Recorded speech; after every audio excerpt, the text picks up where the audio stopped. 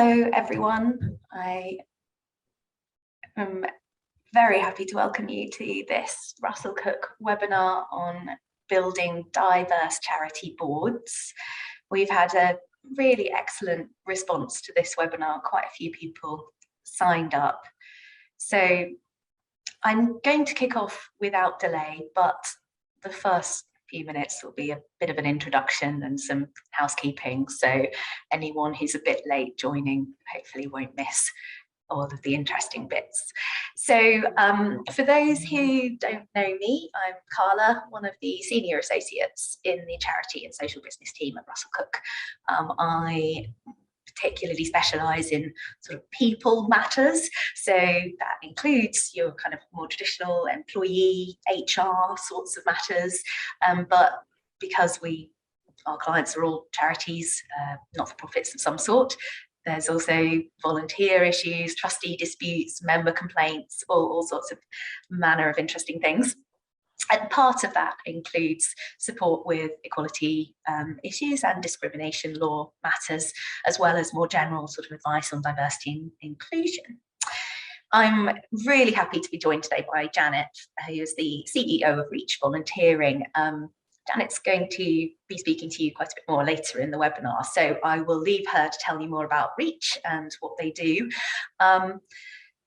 As you know, the focus for today is on trustee and board diversity, and we know from our experience, our clients have been really focusing on this, particularly in recent years, and we know it's a focus for the Charity Commission too.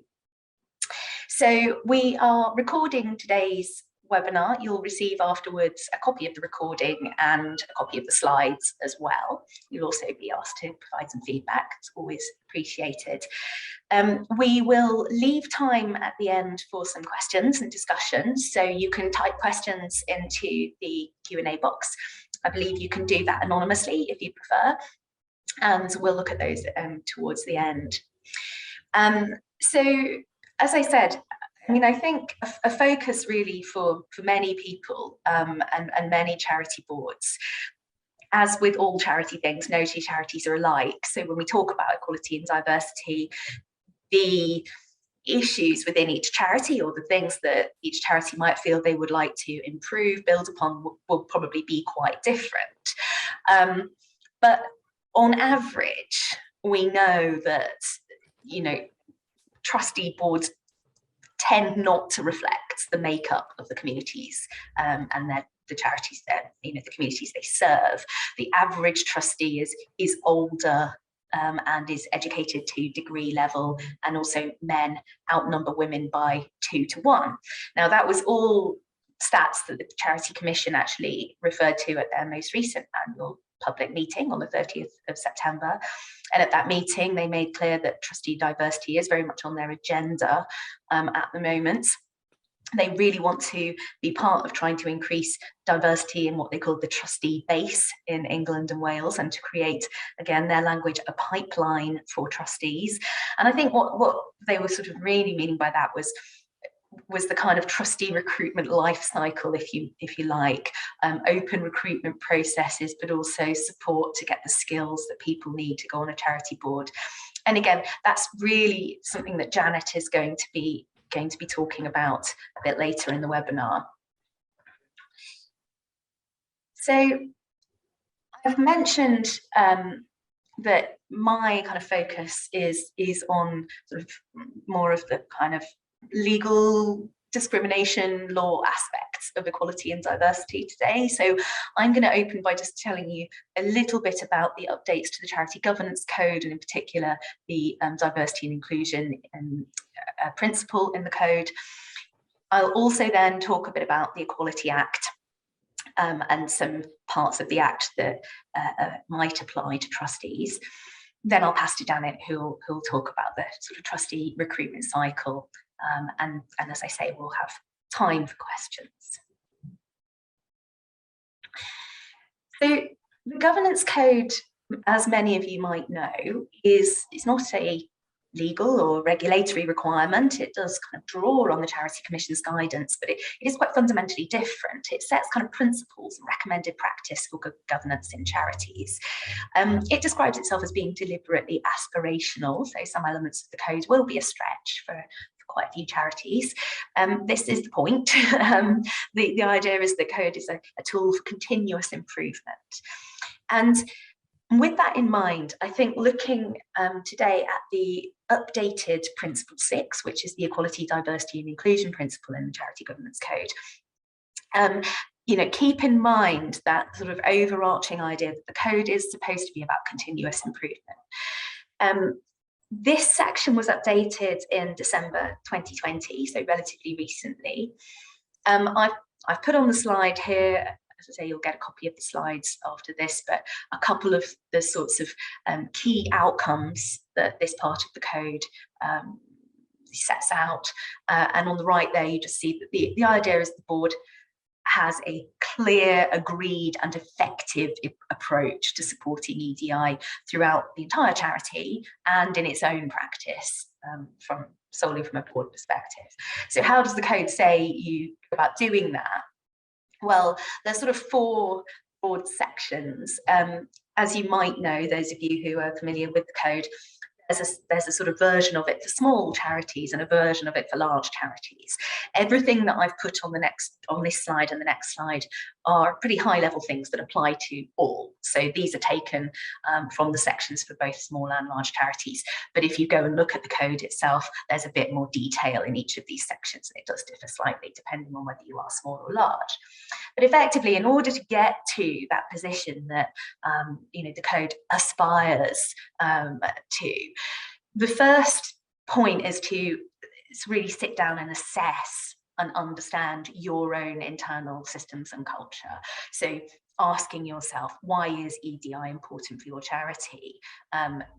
Not just because you think it is a good thing, or you've heard it a lot in the news, the Charity Commission want you to do it. Really looking at the actual context of your charity and the delivery of your charitable aims. How is increasing diversity going to help you? And that will help you to then focus on, rather than just saying, oh, well, let's try and get more women on the board, really focus on what kind of diversity are we really looking to improve here. Also, it means being pretty honest with yourself as a board. Where are there perhaps gaps in understanding, and where do you need to perhaps have a bit more training or awareness? Setting plans and targets. This kind of comes as the next step. Once you have looked really internally at yourself, you then say, where are we now? Where do we want to be? And so you set context-specific, realistic plans and targets, and then you use those findings to review your plans and targets. So again, it's a very reflective process. You're really encouraged to be pretty honest about what is and isn't working, what you're aspiring to do, and where you haven't quite managed to do it as yet. As I said, there's sort of 4 steps. Part 3 is that you then take action and monitor your performance. As I said, you're really expected to be pretty transparent about what is and isn't working.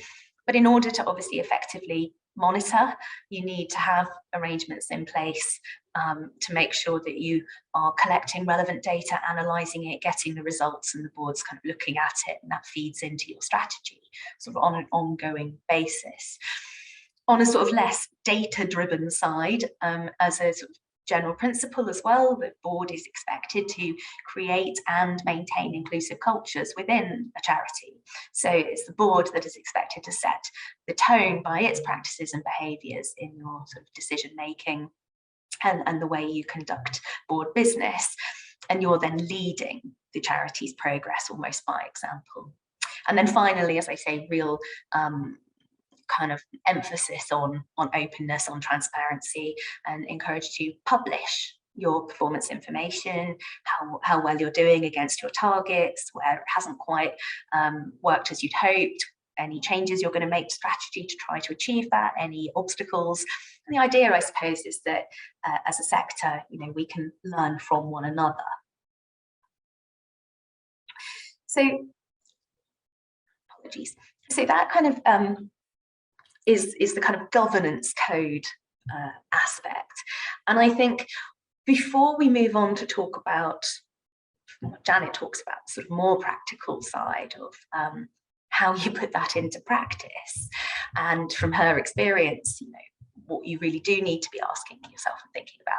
I just wanted to spend a few minutes looking at some sections of the Equality Act, because as legal advisors, sometimes what we get asked when we're talking to boards of trustees about diversity and inclusion and improving diversity on the board is, what can and can't we do legally?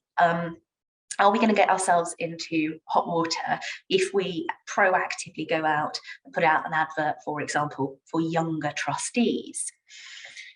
So this slide is really just a very brief refresher of what the Equality Act effectively does. So it protects people who have what are known as the protected characteristics. I've listed them here.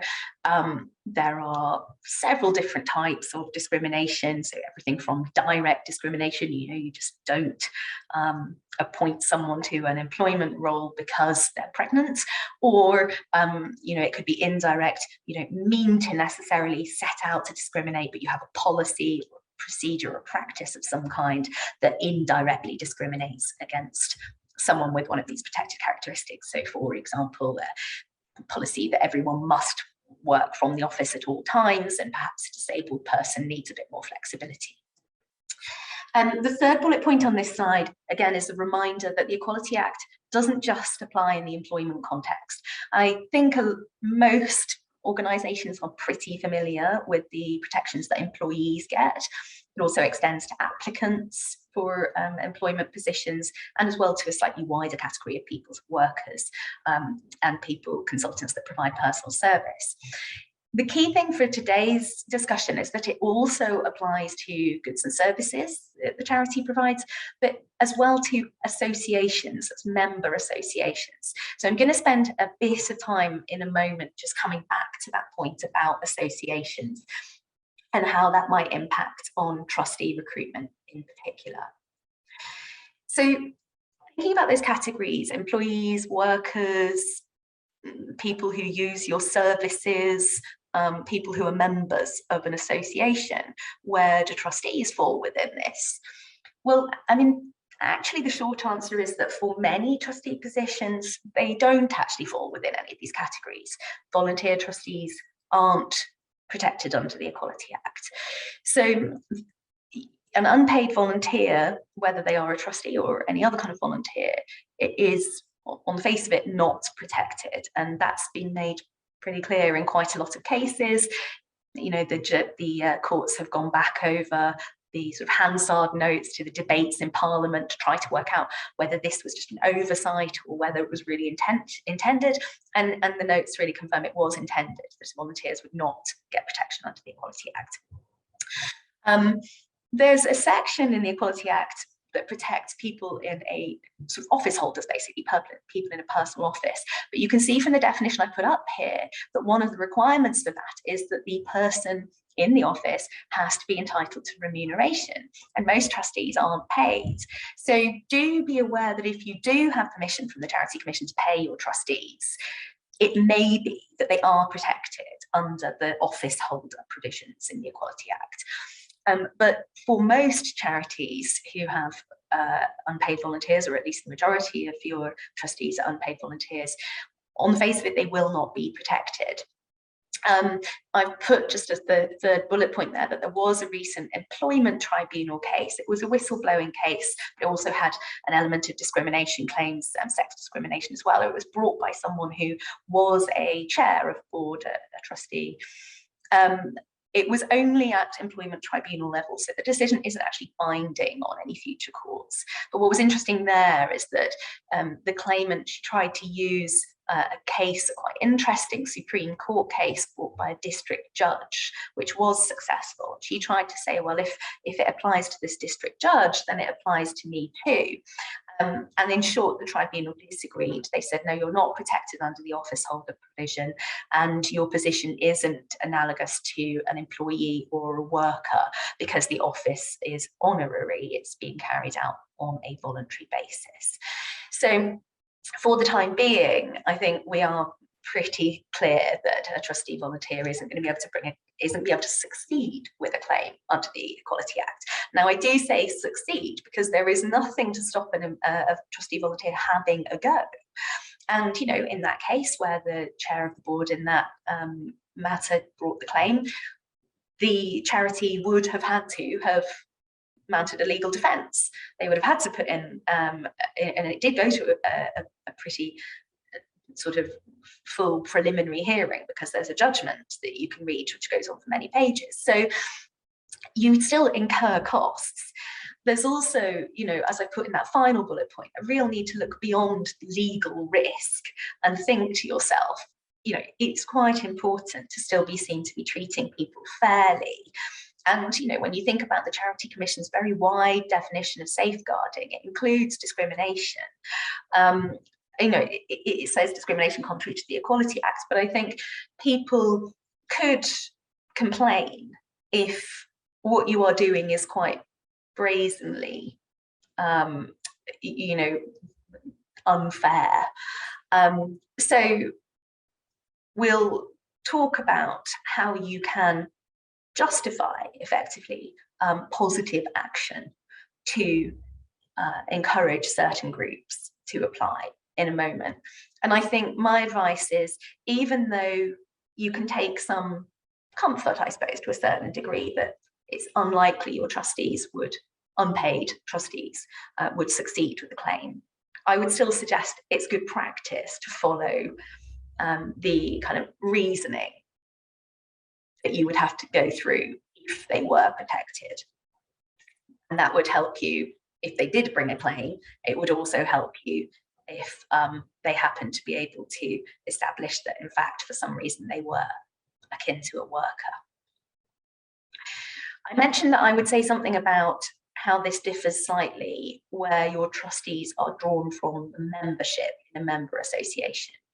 So if your charity is a member association and has 25 plus members, then the Equality Act prohibits you from discriminating against members or prospective members in the arrangements that you make for deciding who to admit, the terms of admission, or not accepting someone for membership. And so effectively, if your trustees are elected by the members or drawn from the membership, it might be that they could get protection from discrimination via this route, by saying that effectively, because eligibility to stand as a candidate for election is a membership right, and also the members' power to elect trustees is a membership right, then it's protected under this section. So, you know, this is not a technical update on how the Equality Act applies to membership associations, so I'm not going to dwell on this for too long. But really, if you are a membership organisation, your trustees are drawn from the members, it's really important to remember that they would almost certainly have standing under this section. So what do you do, as I say, if you want to be able to encourage people with certain protected characteristics to apply to become trustees or to join the board to the exclusion of others? Well, this is where the positive action provisions in the Equality Act would come into play. And these are in section 158. There are sort of two parts to it. This slide sets out part one, which is that your charity as the organisation must reasonably think that positive action is required for one of these reasons. So first of all, just think about that reasonable belief. What do you actually have to do to demonstrate that you had a reasonable belief? Well, you need some supporting evidence, but the Equality and Human Rights Commission code, the services code, which kind of supports these sections of the Act, is really clear that this does not have to be sophisticated statistical data. You don't have to commission a huge piece of research before you can do this. The kinds of things we're talking about to be able to demonstrate a reasonable belief, things like results of a survey you've run in-house, or maybe you've received some complaints about service provision and you think, okay, we need to address provision for this particular group because they've complained they can't use the service. Maybe you've had consultations with your service users, or you've brought together focus groups. When it comes to the board position, it can just be your own analysis as well. And then, coming back to those first slides about the governance code and also about the Charity Commission making this a real priority, that's going to support you having a reasonable belief that you're not going off on this kind of frolic of your own, deciding that you need to diversify your board, and that would be in the best interest of your charity, because, manifestly the regulator is saying that it is, the governance code says it's a measure of good governance. So I've put on here, the three reasons that can justify positive action. So really, I think when we're talking about board diversity, we're talking about the third one, which is, participation in an activity, i.e. sort of being on the board, being a trustee of your charity, by people who share a protected characteristic is disproportionately low. So the point is, you have a reasonable belief, probably just based on your internal statistics about who has been a trustee, who is currently a trustee, that for example, younger people are underrepresented on your board or whatever. That's almost certainly going to be enough for you to get through stage one. You've got a reasonable belief that participation in your board is disproportionately low from people with a certain characteristic. You then move on to part 2, which is the objective justification part. Again, anyone who is kind of familiar with certain types of discrimination claim, including those indirect discrimination claims, will be a little bit familiar with the idea of objective justification. It's going to be a proportionate means of achieving a legitimate aim. And in this setting, there are some specific listed legitimate aims. So, again, it's probably going to be that first one, the third one there, enabling or encouraging people who share a protected characteristic to participate in the board. So when you're thinking about what is proportionate, you're balancing all the relevant factors. There's no one single test. You can take into account anything that you think is relevant. But the EHRC code suggests you can take into account things like the objective. So again, you come back to Charity Commission saying this is on the radar, and governance code, so that your objective is to comply with the codes of good governance. The cost of the action, probably not going to be an issue here. Extent of the low participation. So if you can really show that you only have men on your board, or you've only ever had one woman trustee or something, you can see extent of the participation is a real driver here. Impact on other protected groups. So if you encourage one protected group, do you then disadvantage another one in a way that is disproportionate? And then you sort of weigh up the relevant disadvantage or need for participation. So just before I hand over to Janet, I thought I'd finish with an example from the EHRC, the Equality and Human Rights Commission code, on how this sort of second part of the positive action test might be applied. And this is not a charity example, this is about judo, but I think it's actually quite a helpful little example, because it's quite kind of lays bare really how you would assess proportionality and legitimate aim. So the example is that in judo, competition records show that fewer women than men compete as judo players, and that's because of their general low participation in the sport in general. So a National Judo Association decides it's going to do something about this, it's going to take positive action to try to increase female participation in the sport. It decides it's got two options. Option one is that they're going to stage a major event, and the prize money for women is going to be twice as much as the prize money for men. Option two is that for 6 months, they're going to mount a major publicity campaign combined with the promotion of discounted training for women to get into judo, and it will be applied to women only. So that first option, doubling the prize money, the codes recognises is unlikely to be proportionate. It's going to discriminate against male judo players, and it's only really going to benefit women who are really already active in the sport, because to compete in a competition, you've already got to be participating in judo. Whereas the second option is about encouraging people into the sport. Now, it does involve some less favourable treatment of men, because that promotional element for 6 months, women are going to get a discount on their training. So it does adversely affect men, but it could be proportionate, because it's appropriate and necessary to get women into the sport, which is the whole point of the positive action. And the less favourable treatment for men is only going to be short term. It's just going to be for 6 months. So you can see how the difference between saying, okay, we have a legitimate aim, and this is a proportionate way of achieving that legitimate aim. That first one didn't seem proportionate and arguably wouldn't even achieve the legitimate aim, just reward existing female judo players.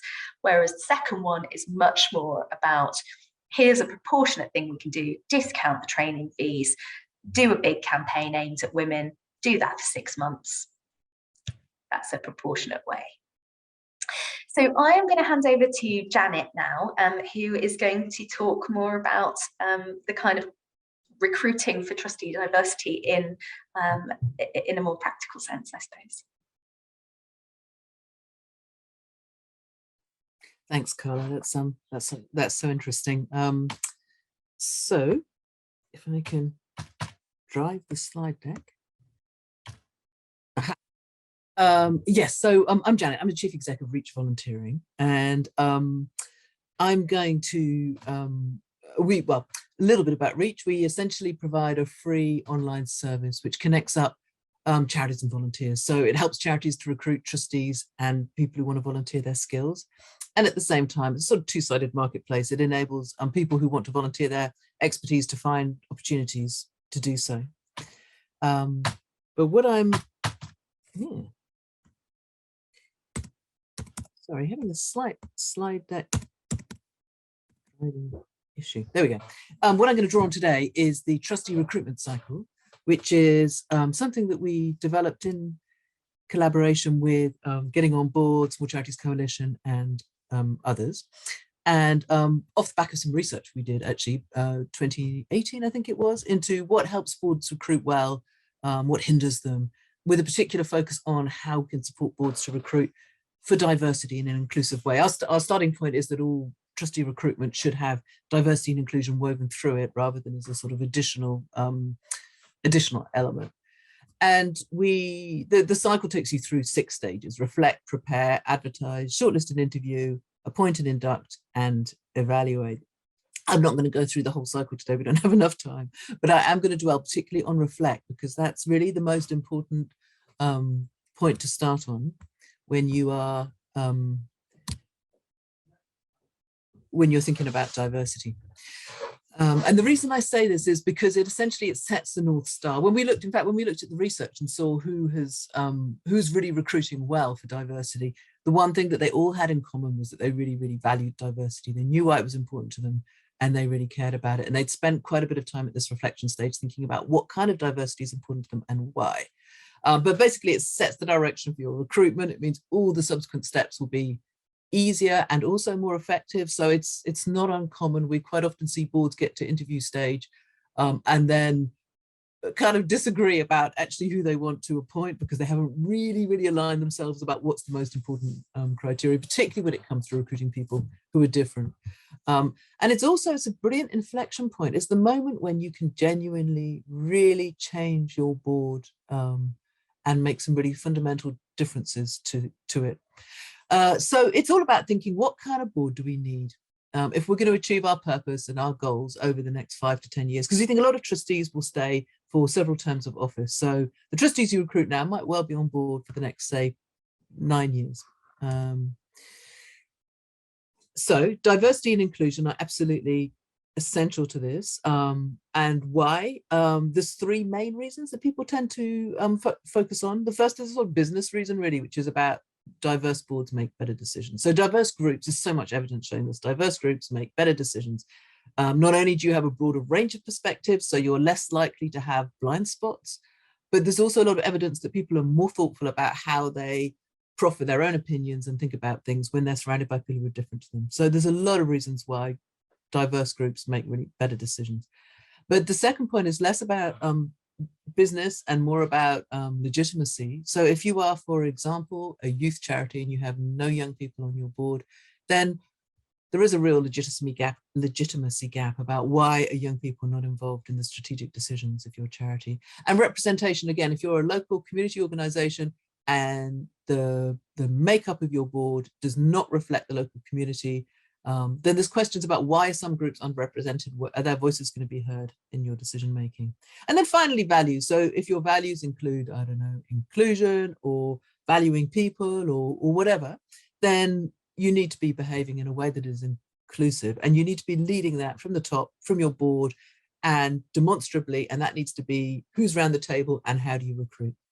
So Carla's already touched on the Code of Good Governance. It's really, really a really helpful framework. I'm a big fan of it. I think the way they upgraded it is not the right term, updated it in last year was really, really helpful. You know, they just take this lens of why is it important? Why is it important to your charity? So if you focus on health inequalities might be a key focus for you, and therefore which groups are particularly suffering from health inequalities are they represented on your board? And that might lead you to need to have a more diverse board in terms of ethnicity, for example.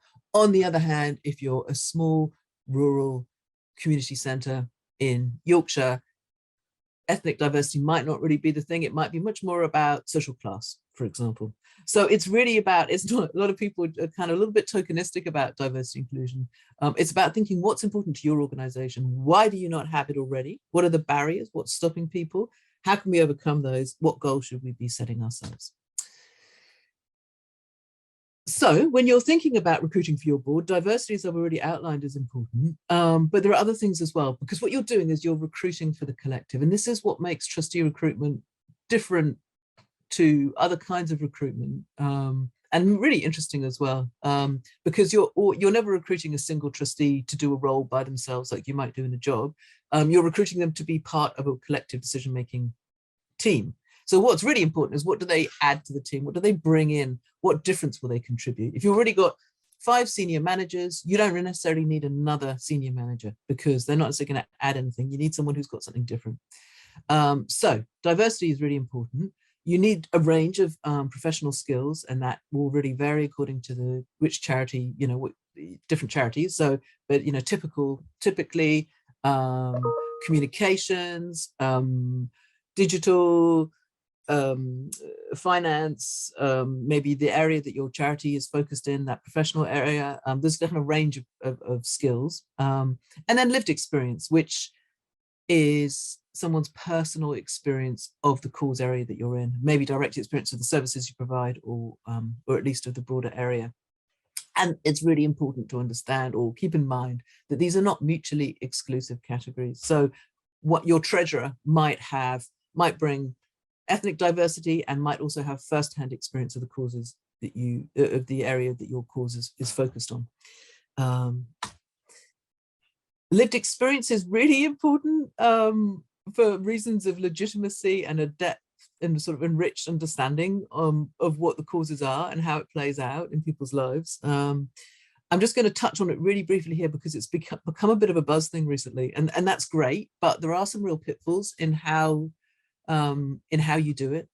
So people with lived experience have talked about how they felt really objectified on the board, like they're just considered to be a living example of that one aspect of their life, and being treated as the representative, so asked to speak on that issue, as if their experience is going to be everybody's experience, and then conversely being sidelined so that they are not asked to speak on any other issue, as if they have no other part to them. So avoid that at all costs, because that's a terrible way to treat people. Tips about really having inclusion center of your mind about how you work. A really useful one, and this goes across so many different characteristics, but recruit more than one person with that characteristic. It gives them a sense of having another person on the board who gets them, as particularly if they're different to everyone else on the board. And it stops you treating them as if they were a representative, because you'll see at least there's 2 people who are quite different who have shared that protected characteristic or that lived experience. And really important not to create a 2-tier kind of approach, particularly in how you recruit.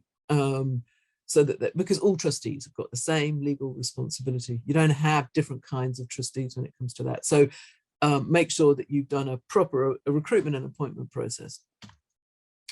And I'm just taking a quote here again. This is from all of this materials from the trustee recruitment cycle. But I just thought this was a nice way of summing it up, because we've got case studies as well on the trustee recruitment cycle. This is Avinda, who's the chair of the appeal, saying boards often start with the goal of increasing diversity, but the place you need to start with is actually your charity's purpose.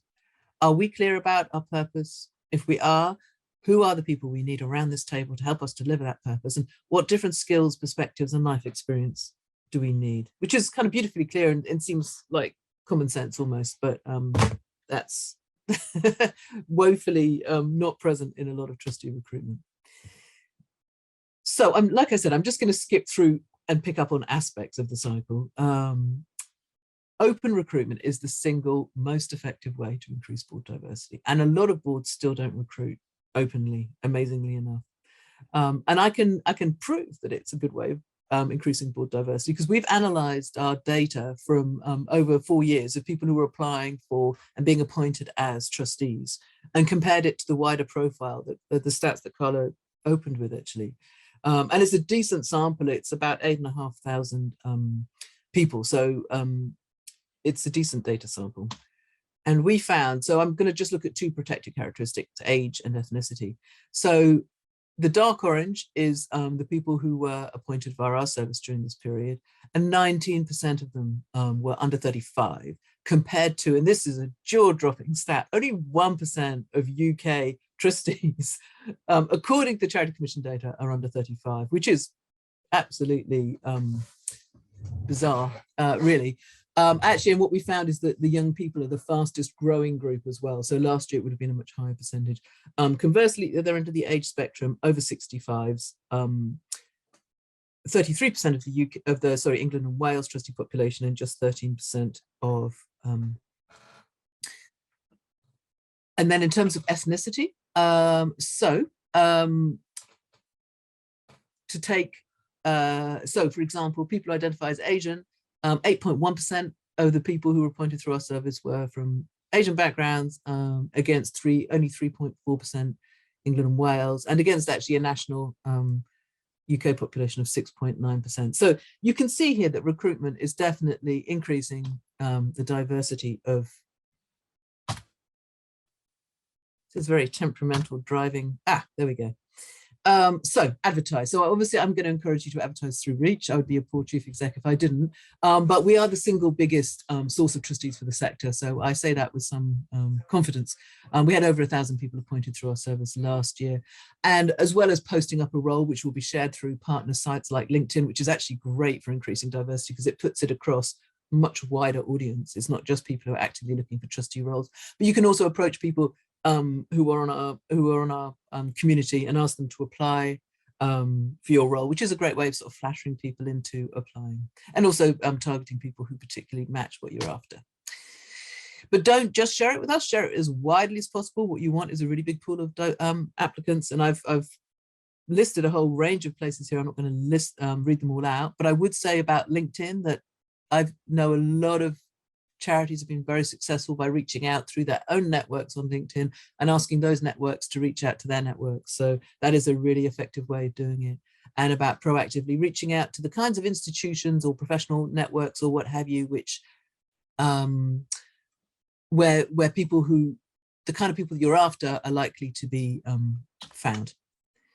But, and this is why it's so important to think about inclusivity throughout the whole process, open recruitment is not always inclusive recruitment. So going back to our data, we analysed the people who'd applied for trustee roles, and then we analysed the people who were successful in terms of being appointed, bearing in mind our service is self-service. So this is very much about the recruitment practices of the charities using our service. We found that white people have a 24%, over 24% chance of being appointed against, for example, people who identify as from Asian backgrounds of being just 15.8%. And that data gets even more concerning when you disaggregate it. So when we compared the success rate of a white British applicant against someone who identifies as Asian Pakistani, the white British applicant has got almost 3 times the likelihood of being successful through their application, which is a really what's the word, shocking, I think, statistic, and just goes to show how important it is that you think about inclusivity. So open recruitment is really, really important, but that in itself is not enough. Now, I don't have time to go through all the different things you can do about it, but I would say that the most important thing is to think about potential barriers and how to remove them, be really mindful of those. So, for example, do they really need previous governance experience? Now, we know that trustees as a whole are not very diverse. So if you make previous governance experience a criteria, then of course, you're going to be already limiting the pool. But also, if you've already got lots of people, thinking about the fact that you're recruiting for the collective, if you already have a large number of people with governance experience on your board, why do you need another one? You don't necessarily. And so then, if you're actively thinking, well, we don't need governance experience as part of the criteria, in that case, think about how can you make this more accessible to people who aren't familiar with governance world. The number of times I've heard people from different backgrounds saying, well, I really didn't think trusteeship was for me. I thought it was for different kinds of people. You need to be old and white, or, it's a very fusty sounding word, isn't it? So you need to make it really, really accessible. You need to explain what the role of a trustee is, and you need to demystify. I've heard that term used a lot as well. So there are loads of different ways you can do it when you start thinking about it seriously. Girls Friendly Society, for example, recruited recently, they ran an open evening. So what they did was they literally just ran an open webinar where anyone could join, which explained what the role was, what their plans were as an organization, what kind of things the board would be looking at over the next few years, some of the challenges.